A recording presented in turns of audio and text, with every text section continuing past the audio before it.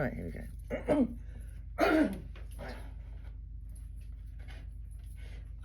Yeah, that's fine. Yeah, let's crack on. Yeah, I took those off because basically I don't need them up close. No, the trouble is that talking to you, I'm just going to keep laughing. So, okay. So, good afternoon. You promise not to pull a face, but go on. Good afternoon, everyone. And we're here for my second interview, showing you some of the extraordinary people of Howsham, East Sussex. And my second author I have with us today is Peter Borthwick, who has some very unusual views about where we come from and where we're going. And yes, I'd like to say welcome, Peter. Thank you. Thank you for coming along today. So we've got some questions and we'll just crack on and see where this goes. Yeah. So Peter, you are a spiritual man. How did that road start for you? I guess my earliest recollection of that sort of thing was, and this is going to sound really stupid, so feel free to laugh. It's when I was growing up, my first 5 years of my life was just me and my mum. And my biological father died just after I was born, and we lived in a flat together, and I had these profound nighttime activities where effectively I could get out of my own body. And it all sounds very science fiction, it does to me, and basically I used to get out of my own body and I'd float to the front door. And when I get to the front door, there would be, for another way to describe it, just like this blob, and I could go no further, and there I would sit. We never spoke, we never communicated. But I can only describe, and these memories are very prominent, that when I went back inside my body, I woke up feeling like the Ready Break Man. It was just, if that's where we go when this journey's over and done with, we've got nothing to worry about. It was absolutely fantastic. And that happened right up until we left the flat when I was about 5, I guess. Did it just stop then? It just stopped, and I've tried out getting the answers, you know, was it location, was it this, was that? I've had many mediums give me the answers. I'm very cynical about all the answers because no one truly knows what it was, but for me it happened. And yeah, and that was, I guess, the start of that particular journey. One thing that was really good is a guy called, Dr. Ibn Alexander wrote a book about 10 years ago called The Map of Heaven, and he described his particular set of things that happened to him. Now, he was a skeptic of anything along those lines, and he said it's just brain activity. He was a neurosurgeon, one of the best in the world, etc., etc. And then he had his incident, and he went into a coma, and all these things happened to him. But one of the key things that he wrote about was that he never communicated, but they did, if that makes sense. It's not how we communicate, but there was communication there, and that's exactly what happened with me with this blob. And he almost wrote it word for word the same as I had, and we wrote out my first book and his first book at the same time. Sadly, he's sold millions more than mine. But yeah, that was my first things. And then my mum was a very spiritual person, so I was kind of, as her eldest son, I was introduced to that quite early. And I remember going to a spiritual church platform medium when I was about 11. First time I'd ever been encountered with anything like that, and I'd gone with my mum, and I was almost picked on straight away. And people that are skeptics always go, oh yeah, but they always come out and go with, oh, you're John, you know, does anyone know John Smith? You know, or someone beginning with B. Or B, and all that absolute tosh. I've been told things in my life that no one could pluck out the bag, and the indication on that one was that this lady said to me, apart from the fact she brought forward a girl that I hardly knew, but I did know, it was a friend of my parents' daughter that has recently died, brought her through, and name, and her disability that she had, everything was given that night. And then she said, she's telling me that she can see you, she said, walking on the road in a band playing a bugle. That's very specific. Yeah, and at the time I was in the Boys Brigade and I played the bugle, and every Sunday in Hollington, where I grew up in Battle Road, we walked up and down Battle Road every Sunday from the church, etc., etc. And that was, for me, even at 11, I was like, this complete stranger, who, by the way, didn't even live in the town, come out with that. That's not John Smith. No. That's specific stuff. And that really sort of started it for me. And then I went through senior school, I got expelled, I just couldn't be in around. I've got lots of empathy and I can feel people's energies, and I was at school and I just couldn't be there. So my way of getting out of it was just misbehave so I could leave. And it went from there really. And I've since sat in spiritual circles for years. I've done platform work. And I've worked with mediums and been told things over the years that, again, you just like, you couldn't pluck it out of the bag. But was you scared of the blob? No. And was you scared of being out of your body? No. What did you feel? It was nothing. It's hard because it was a very long time ago, even though the memories are there. just this incredible spiritual warmth, really. I mean, they say they call it heaven or whatever you want to call it. I had found out many years later. I spoke to a medium called Jim Garvey. I just lost one of my best friends in a lorry accident, and that's specifically why I sought him out. Everything he put down and gave me that night has come to pass, including my divorce, many things, why, when, and how. And effectively, I asked him that night about this incident. It's the first time I'd ever brought it up, and I said, you know, and he said, no, that happened. He said, you know, that's happened. And I said, well, what was this damn block then? Yeah. And he said, well, basically, he said it was stopping you wandering off and seeing the darkness. So again, that's for some people, that's quite scary, because you're like, well, what is the darkness? Yeah, but I'm also done a lot of studying on the laws of yin and yang and opposites. So yeah, if we have light, then we have dark as well. And I don't know what it is. And it may well be all the horrors we see in the world and the disgusting things that humans do. You think, well, there's your dark.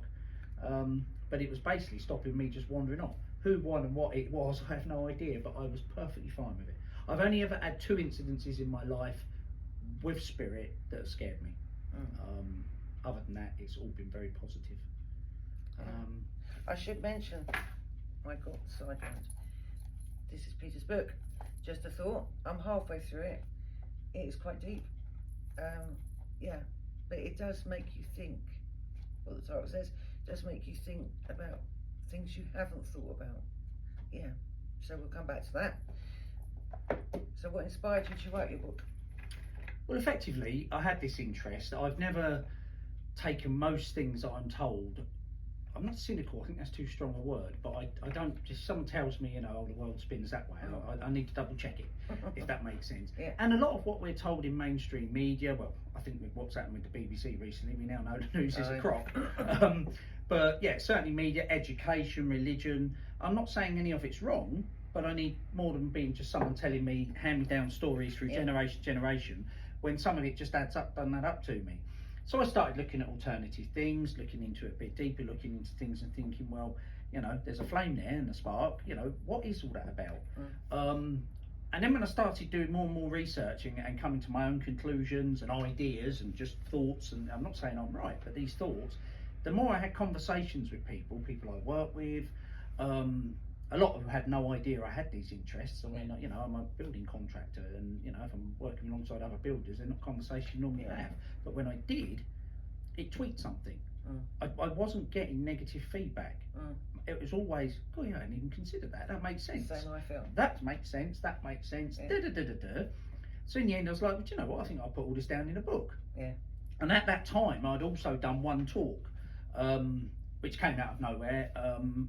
And when I did that talk, it was a long time ago, I got incredible feedback on the night with people coming up going, that was amazing, I never considered that, and never thought about this. So it came to come from there.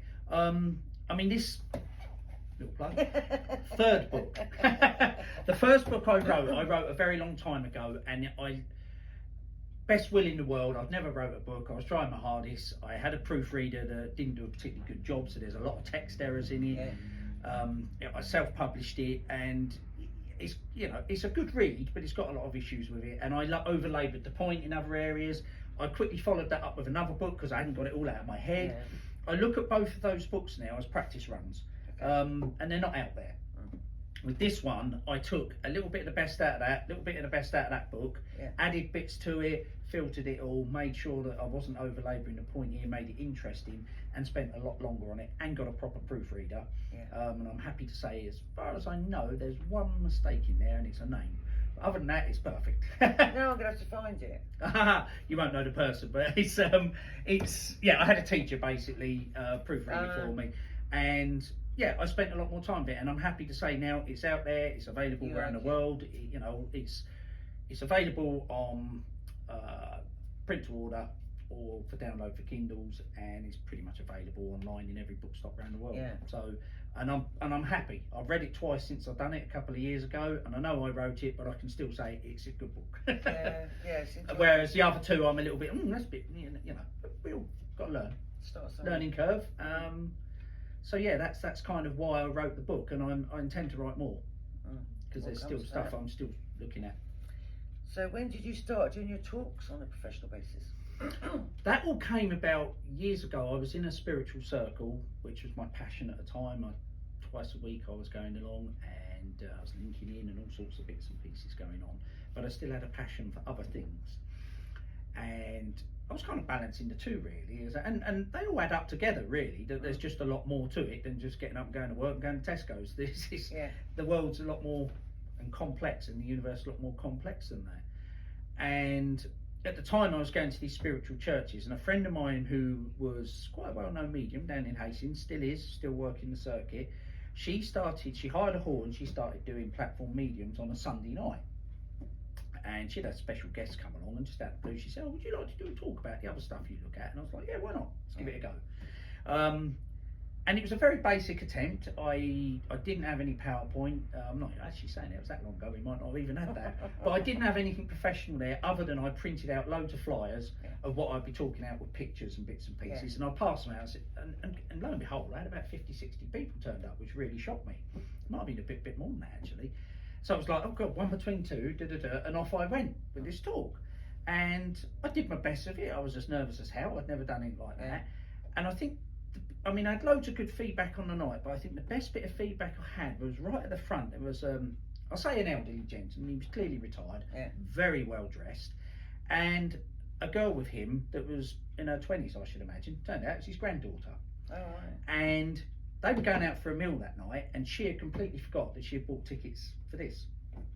Being the good granddad he was, he said, "Well, that's fine, we'll go along to that instead," with no damn idea of what was going to happen. And he came up to me afterwards, he said, "I had no idea what would be happening tonight, what it would be about." He goes, "But you have opened my eyes." He said, "That was one of the best nights out I've ever had." Wow. And that was a fantastic compliment. Yeah, totally. You know, I was like, oh wow, brilliant. But that's what I was trying to achieve.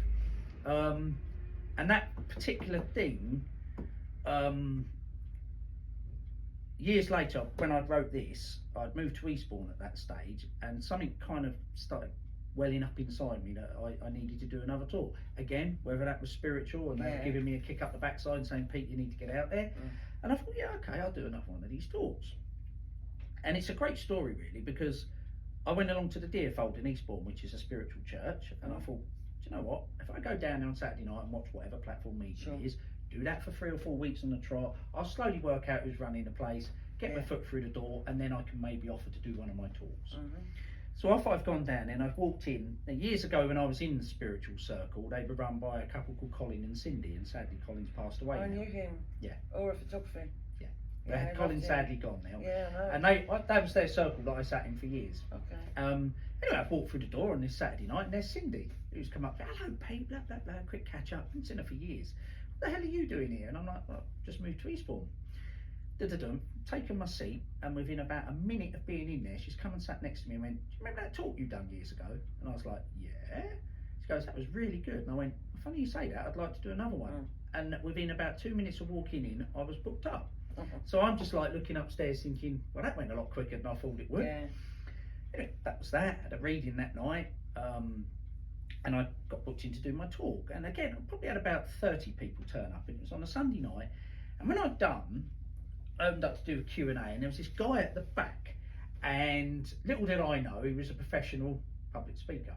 And he started asking a lot of questions. Whether he was testing the waters or not, I don't know.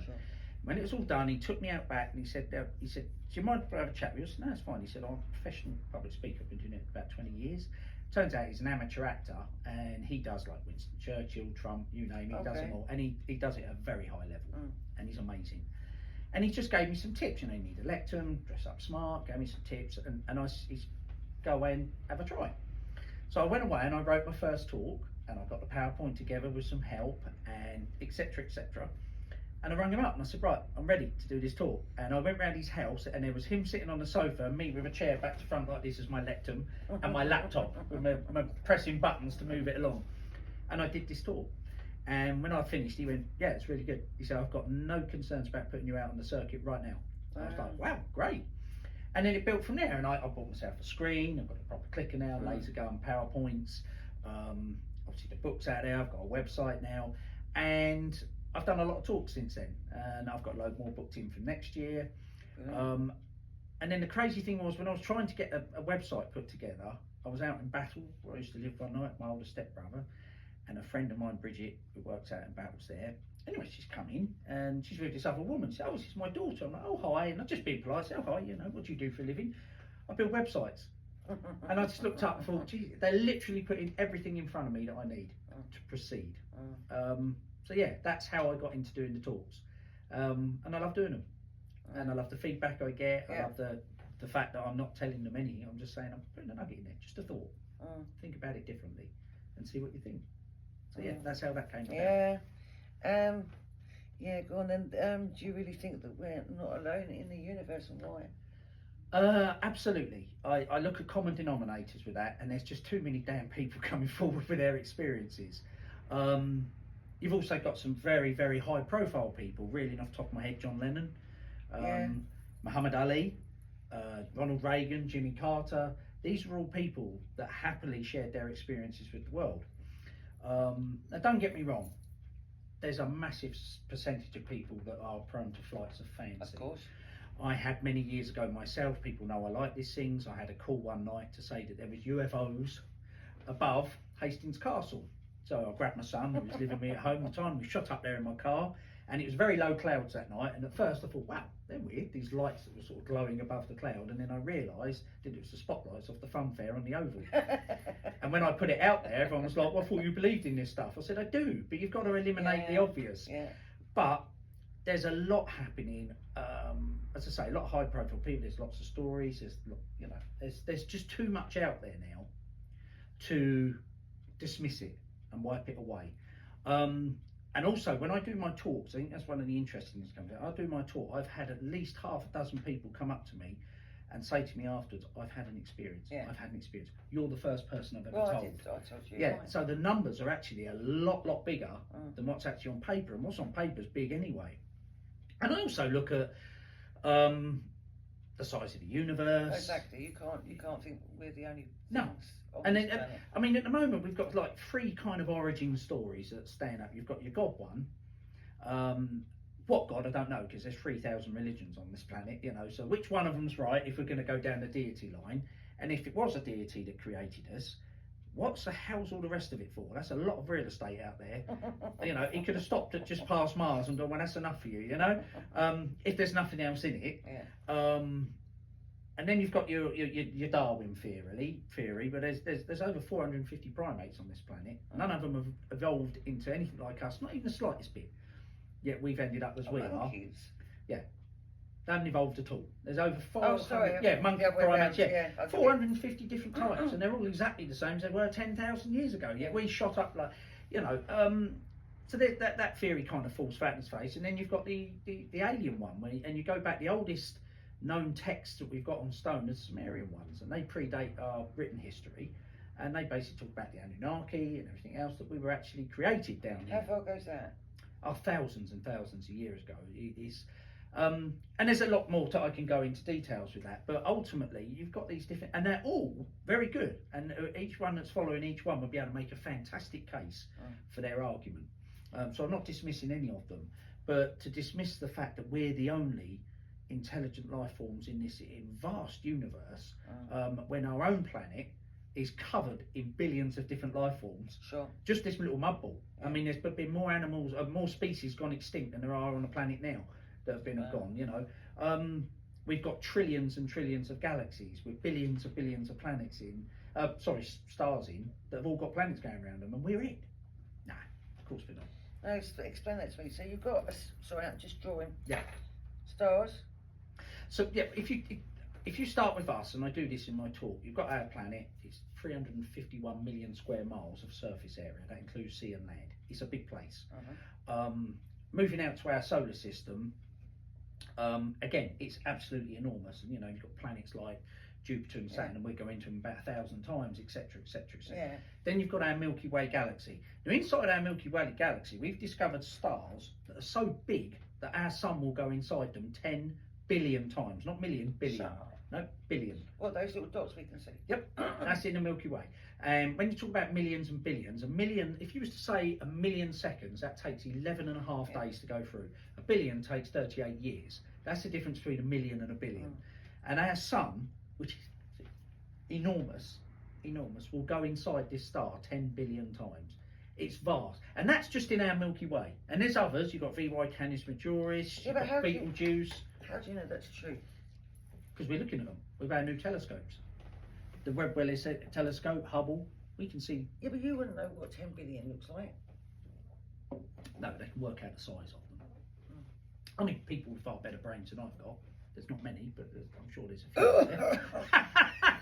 out there. But effectively, you know, we believe from what we've studied at the moment, and science is only good as today, is that our Milky Way has got between 200 and 400 billion stars in it.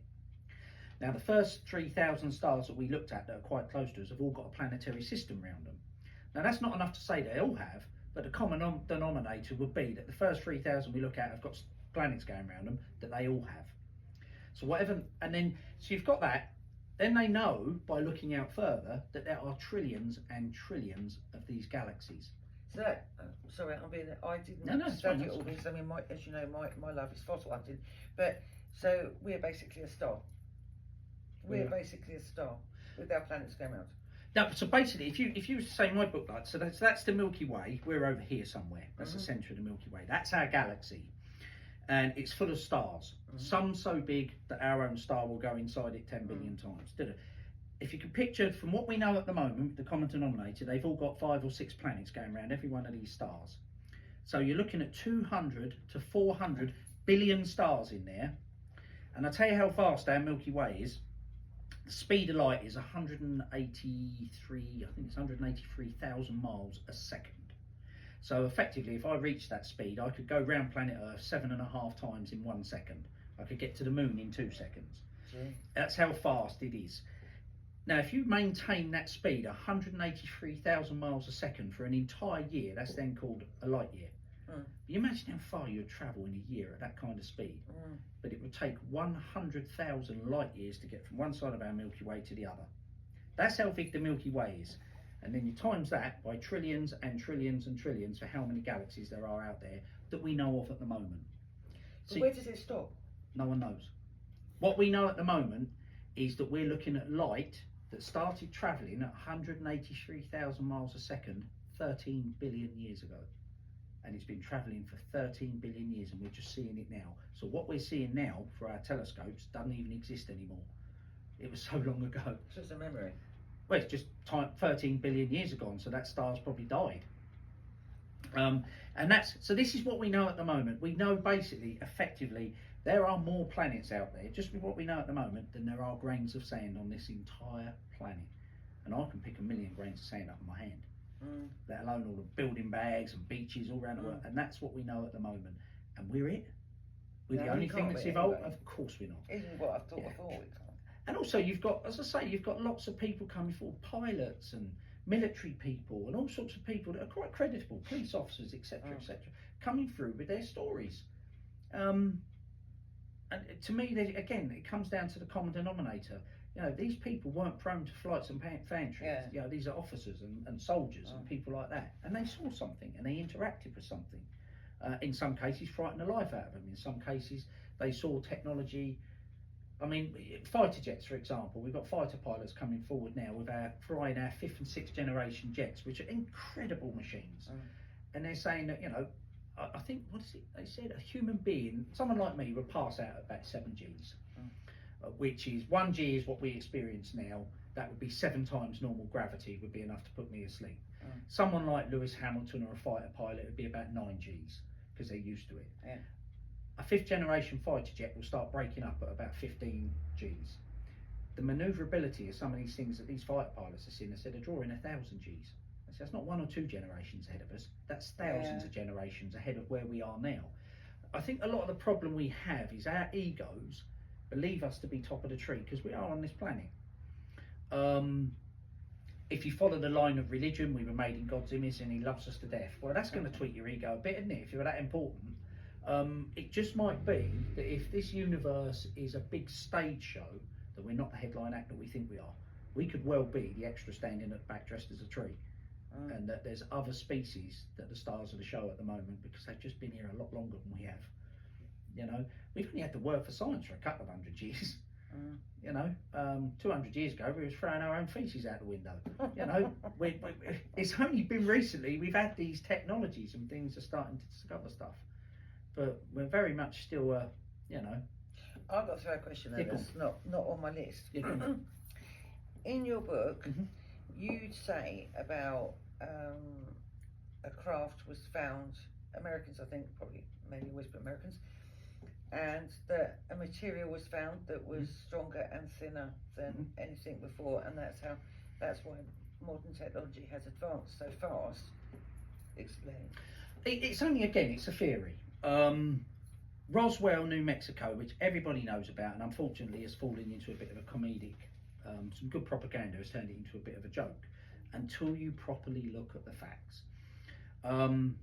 There was a report that a crashed UFO had come down. Roswell Air Force Army Base were the absolute elite of the American forces at the time. They were charged with planning and undertaking the Hiroshima and Nagasaki bombings, which, as horrendous as what they are still the only nuclear bombs that have been ever set off to kill people. So it's quite a big responsibility. So these people weren't idiots. And they've gone out and they've retrieved what was this downed spacecraft. It was witnessed, it was picked up, it was taken away in sheeted trucks with armed escorts, and all this kind of caper went on. Lieutenant Walter Hoyt, he'd done a press release for the base saying that we've recovered an alien ship. Major Marcel was in charge of actually retrieving it all, and it was all done under the orders of Colonel Blanchard, who was the base commander.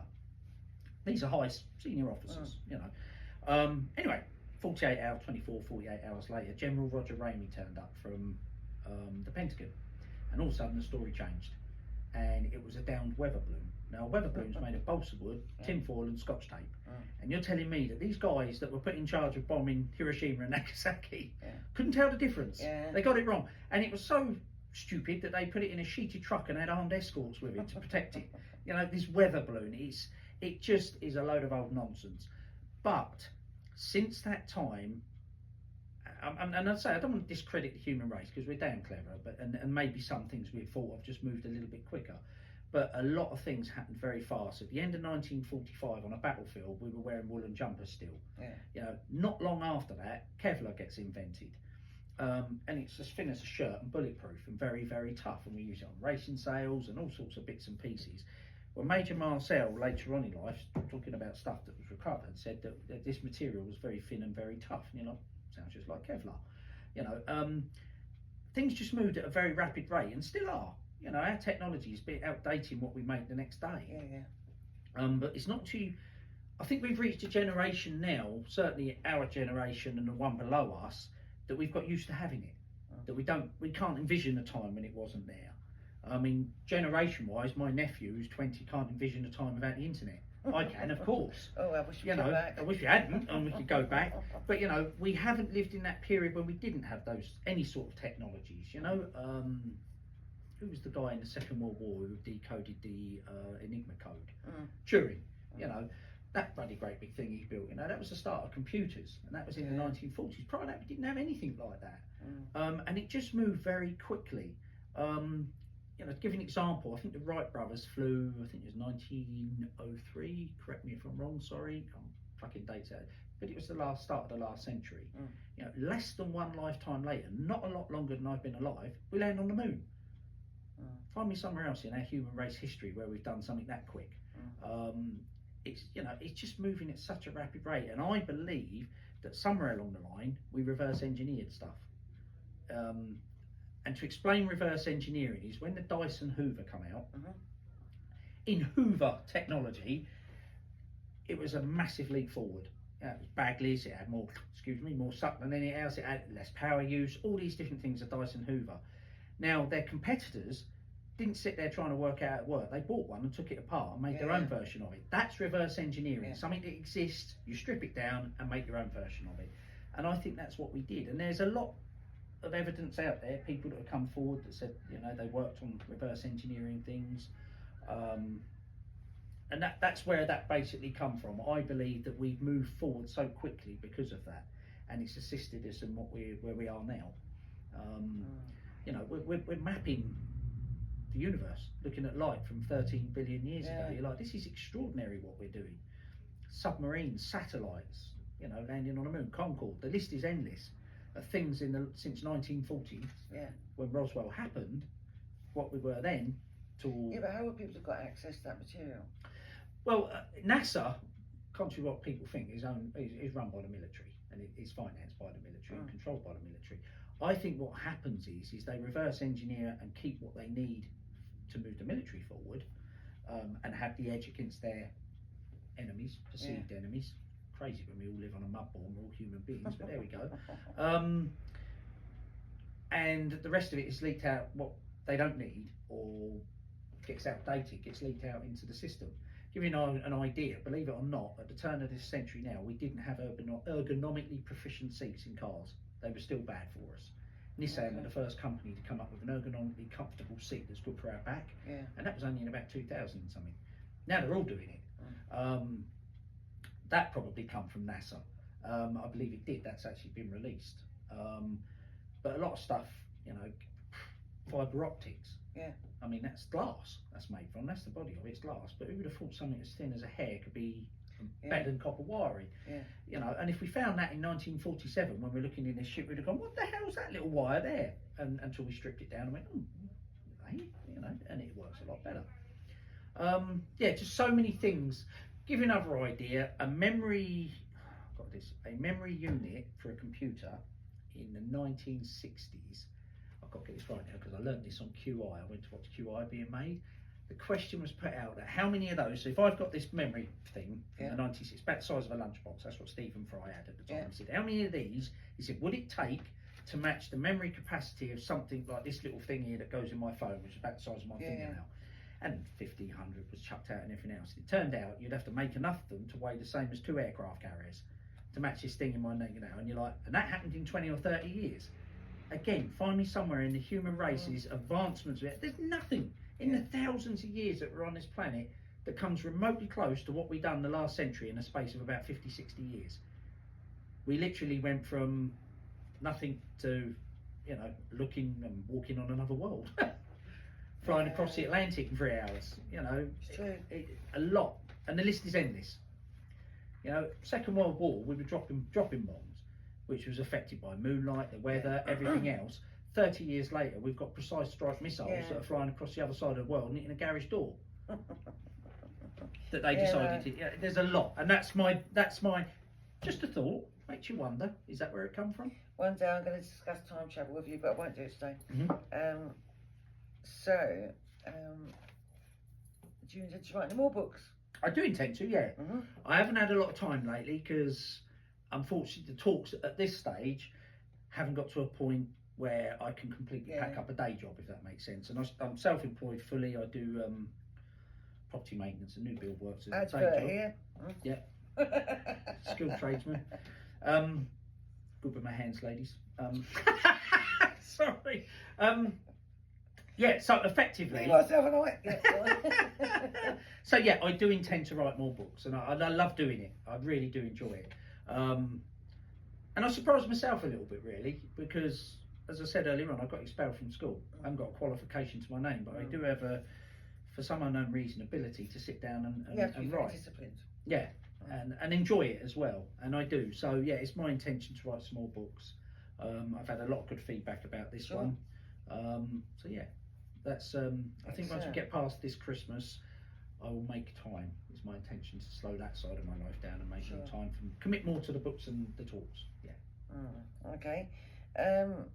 So you talk about our place in the universe. Can you expand on that? Yeah, a little bit of what I touched on earlier on, really. With us, again, when I do my talk, I've got many talks, but one of them's called "Are We Alone?" It's a two-parter, but I start the first one with basically click as a picture of planet Earth, and I give a few dimensions on how big we are, how long it takes to get around it, then I move out to our solar system, which in itself is vast. They turned Voyager 1, which was launched in the 70s, they turned it round when it was getting to the far reaches of our solar system, turned it round, and you've got all the stars there, and one of them was just a smidge brighter than the others, and that's us. So before we even left our solar system, we had become a pixel, effectively. And you're like, Grand Canyon, Pacific Ocean, everything is all in that tiny little dot. And we're still in our solar system. Yeah, that's just one star in billions. And I expand out to the Milky Way, explain about that we've found stars, as I say, you've got Betelgeuse, VY Canis Majoris.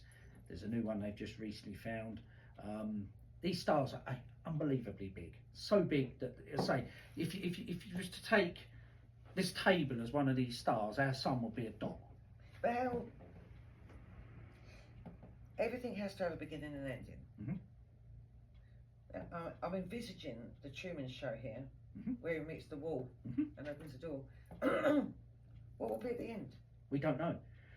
There's two answers to that. We don't know if it's infinite and it just goes on forever. Yeah. Excuse me. We don't know as much as what we've looked at, these trillions of these massive galaxies that we've looked at, trillions of them, and we can only go so far with our current technology. We don't know if we're just looking at, just scratching the surface, and it's even bigger. We don't know. I mean, one of the most interesting questions I've always had in my head, with, again, going back to our origins, let's go with God. That's the easiest thing. And historically in the past, anything we didn't understand must have been God. That's how we end up. Go back far enough, if a volcano went off, we've upset God. You know, now we know that's not the case. You know, if there was a tsunami, we've upset God. That was how we did things. So say there was this all-knowing, all-powerful deity that created everything. It does make it convenient, but who made him or her? Who made God? Well, no, because our way of doing things is everything has to be built. It has to have something. It has to have ingredients. We have to make a cake. You have to have ingredients. All these things. So my next question would be, well, who's God's mum and dad? How did he get here? What was here before God? And you can bang your head against the wall because we can't get God's those. not a person. If he's an energy, who made him? All these things. It's like who? Because our way of doing things is we have to create things. So in our heads, we have to have a start and an ending. We have to have a Truman wall. What if there isn't one? And of course, you've got other dimensions and levels of being. You know, we're quite a dense being, but what are the spiritual realms? You could literally sit for hours playing in your own head trying to come up with the answers. We can only work on a science level with what we've got today. And like I said earlier, science is only as good for today. You know, we could unravel something else tomorrow. Or you've got your spiritual lines, you've got your alien lines, and religion. I'm not dismissing religion. I'd never be that rude. You better not. No, I wouldn't be. I would never be. You know, because people have got their faith, and it's very important to them. And even I sit here today and say I won't dismiss that there's a God. I won't dismiss there's any deity because I like to think there's one too. I really do. It's just that I've got thoughts about it as well, and I'd have a lot of questions. You know. To go with that as well, go, okay, yeah, convince me. You know, I like to hope there is, and I like to think there is, but give me some more to go with it. And those answers, each answer you'll get will throw up another question, because that's where we're at the moment. Yeah. We're just not there to be able to go, right, we've got all the answers now. And I don't know if we ever will get to that. Even Brian Cox, the scientist, said, I'm not sure we'll ever answer everything, because everything's so big and vast and beyond our capacity right now. You know, bearing in mind we've only been like flying for 100 years. You know, submarines ain't that old. All the technologies that, as I say, this generation we're in and the one that's coming up behind us just take for granted that wasn't there that long ago. You know. Okay, we're gonna have a short break at that point. Good point. Okay. And we'll come back and join you. Surely that my face isn't in that, which is quite good by me. Yeah. I'll switch off now. Oh. Do you know, I'll tell you what the thing that affected me most